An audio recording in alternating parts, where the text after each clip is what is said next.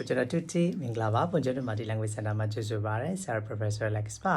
ဒီနေ့ဆရာကခီးထွက်ရင်အသုံးပြုမယ်အသုံးဆောင်လေးနဲ့ပတ်သက်ပြီးတော့စလုံးလေးတွေကို Italy လို့ဘယ်လိုခေါ်လဲဆိုတာကိုဝေမျှပြမှာဖြစ်ပါတယ်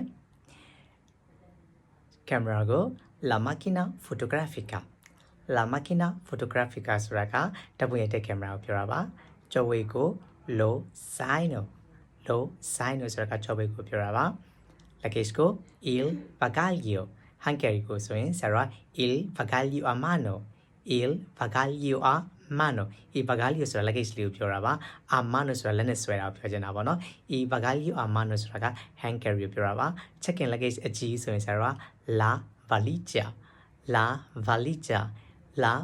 လို့ပြောပါတယ်ဟိုထုတ်ကို il cappello cappello il cappello လို့ပြောပါတယ် cappello cappello ဆိုရင်စပင်ကိုပြောတာပါ cappello ဆို cappello ဆိုတော့မှအုတ်ထုတ်ကိုပြောတာဖြစ်ပါတယ် ticket တွေကို i biglietti ဆိုတာ ticket တွေကိုပြောတာပါ hotel ကို